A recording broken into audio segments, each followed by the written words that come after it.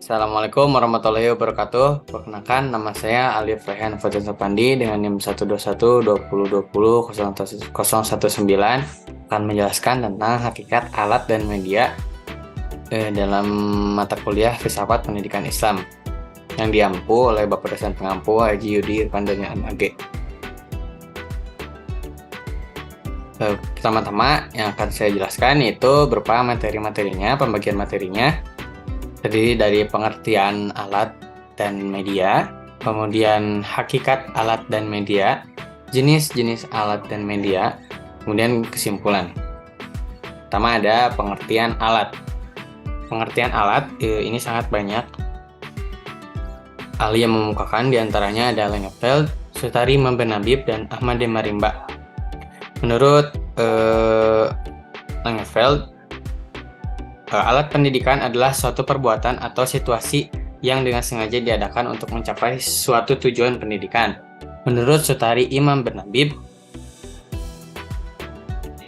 alat pendidikan ialah tindakan atau perbuatan atau situasi atau benda yang dengan sengaja diadakan untuk mencapai tujuan pendidikan.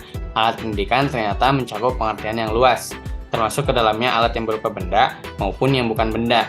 Alat pendidikan yang berupa benda seperti ruangan kelas, perlengkapan belajar, dan yang sejenisnya. Kemudian, menurut Ahmad Marimba, alat pendidikan dipandang dari aspek fungsinya, yakni alat sebagai perlengkapan, alat sebagai pembantu mempermudah usaha untuk mencapai tujuan, dan alat sebagai tujuan untuk mencapai tujuan selanjutnya. Kemudian, pengertian media. Menurut Zakia Derajat, media pendidikan atau media pembelajaran adalah suatu benda yang dapat diindrai, khususnya penglihatan dan pendengaran, baik yang terdapat di dalam maupun di luar kelas. Menurut Association for Education and Communication Technology, media ialah segala bentuk yang diprogramkan untuk suatu proses penyaluran informasi. Lalu kemudian menurut Gerlach and Ellie, mengatakan bahwa media apabila dipahami secara garis besar adalah manusia, materi, atau kejadian yang membangun kondisi yang membuat siswa mampu memperoleh pengetahuan, keterampilan, dan sikap. Pada dasarnya, media adalah suatu manifestasi dari alat pendidikan itu sendiri. Nah, itu akan kita bahas di materi selanjutnya, yaitu hakikat. Hakikat daripada alat dan media ini adalah sebuah benda atau sesuatu yang memiliki fungsi untuk membantu proses belajar yang menjadikan metode pembelajaran lebih fleksibel. Jika kita tidak menggunakan alat dan media pembelajaran yang tepat, atau tidak menggunakan alat atau media pembelajaran hanya berdasarkan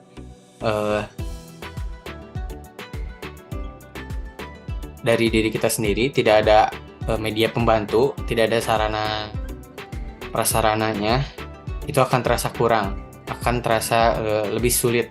Maka dari itu alat dan media ini hadir untuk mempermudah pembelajaran. Kemudian mempermudah siswa dalam memahami materi.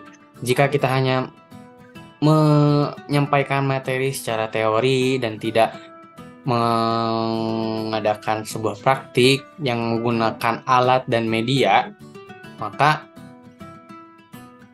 siswa akan mengerti, hanya saja waktu yang dibutuhkan lebih lama dan kurang efisien.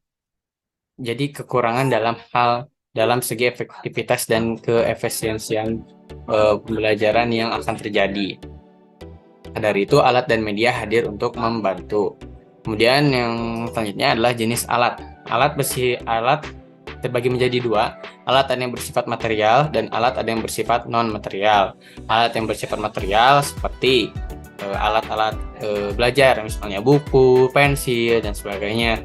Alat-alat yang bersifat non-material itu alat-alat yang bersifat seperti sikap atau metode, itu jadi alat juga sebenarnya. Alat menjadi dikatakan alat karena itu membantu pembelajaran yang terjadi dengan adanya metode, lalu pembiasaan sikap seperti itu akan membantu pembelajaran, maka dari itu termasuk kepada alat. Kemudian alat-alat, macam-macam alat itu ada banyak. Yang contohnya yang bersifat non-material itu ada pembiasaan, pengawasan, perintah, larangan, keteladanan, hukuman, ganjaran, hadiah, atau pujian. Nah, dari kedua jenis material dan non-material ini, ada beberapa alat yang urgensinya sangat dibutuhkan. Sangat penting dalam pendidikan itu, pertama pendidik yang bertugas sebagai alat pendidikan, karena jika tanpa pendidik, pendidikan tidak akan terjadi. Kemudian kedua, lembaga pendidikan, karena lembaga pendidikan memberikan tempat untuk pelaksanaan pendidikan formal atau informal. Tiga, ada anak didik sebagai sasaran pendidikan yang menjadi objek para pendidik sekaligus pendidikan itu sendiri. Yang selanjutnya keempat, sarana dan prasarana pendidikan yang membantu kelancaran proses pendidikan, terutama dalam proses belajar mengajar. Yang kelima, itu perpustakaan.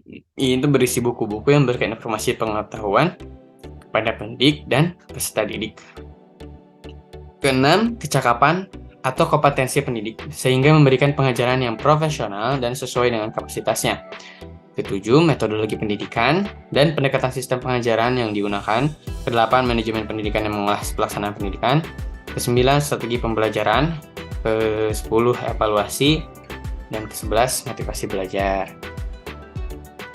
Dari demikian jenis-jenis alat non-material itu, banyak diantaranya yang berupa kegiatan atau motivasi-motivasi agar siswa ini dapat lebih semangat, dapat lebih mudah mengerti tujuan sebenarnya dari pendidikan itu dan arti pembelajaran yang sesungguhnya. Maka diperlukanlah alat-alat dan media ini, apalagi alat material.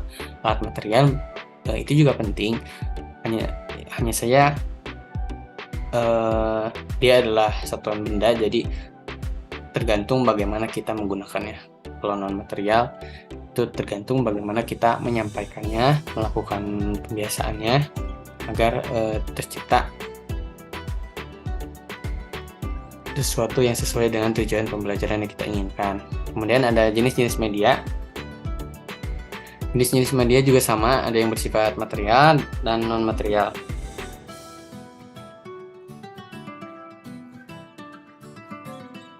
Menurut Pilak and Ellie tadi mengatakan bahwa media apabila dipahami secara garis besar adalah manusia, materi atau kejadian yang membangun kondisi membuat siswa mampu memperoleh pengetahuan, keterampilan, atau sikap. Jadi secara lebih khusus, pengertian media dalam proses belajar mengajar cenderung diartikan sebagai alat-alat grafis, fotografis, atau elektronis untuk menangkap, memproses, dan menyusun kembali informasi visual atau verbal. Macam-macamnya juga sama seperti tadi, ada yang bersifat material dan non-material. Media ini adalah karena media ini adalah suatu perwujudan dari alat. Semisalkan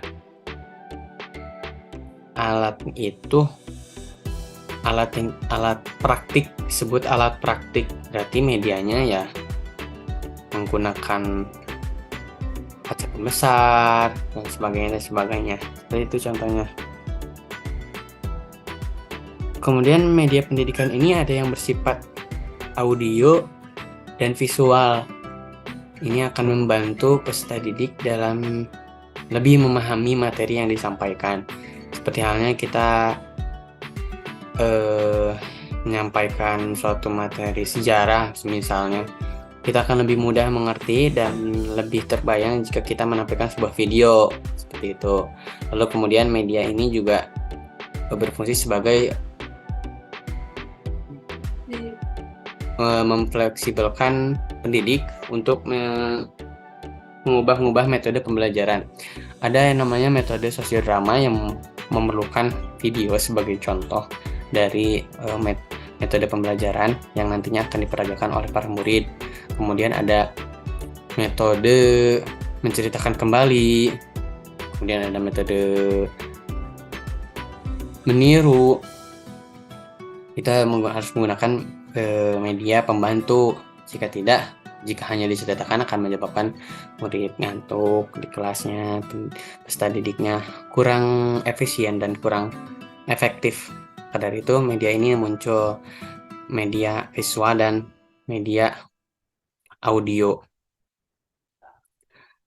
Media visual itu yang terlihat oleh mata seperti video. Media audio itu seperti kalau kita belajar bahasa Arab untuk mendikte, kita ada tes yang harus menggunakan audio. Kita mendengarkan audio, kemudian kita menulis bahasa Arabnya. Contohnya seperti itu.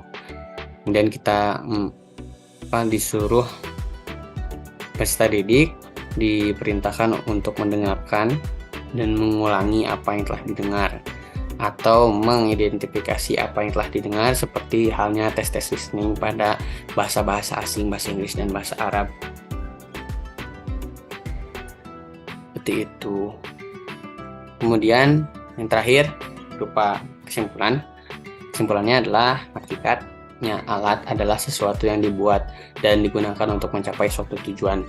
Kemudian hakikat media adalah manifestasi dari sebuah alat. Keduanya saling berkaitan satu sama lain untuk mempermudah melakukan sesuatu, khususnya dalam bidang pendidikan.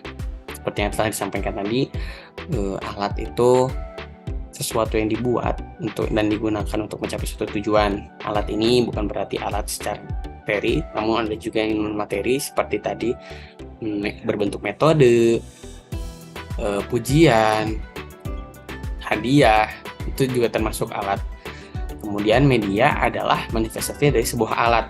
Misalkan pujian, alatnya pujian, hadiah, medianya adalah kata-kata kita yang memuji peserta didik atas apa yang telah dicapainya, seperti itu. Kemudian ada pembiasaan, berarti medianya video yang memperlihatkan bagaimana sih cara sholat yang benar. Nah, seperti itu. Menggunakan alat dan media, keduanya saling berkaitan, tidak bisa dipisahkan satu sama lain, saling melengkapi dan saling berguna untuk membantu mempermudah suatu proses pembelajaran. Demikian yang saya sampaikan tentang hakikat alat dan media dalam filsafat pendidikan Islam. Assalamualaikum warahmatullahi wabarakatuh.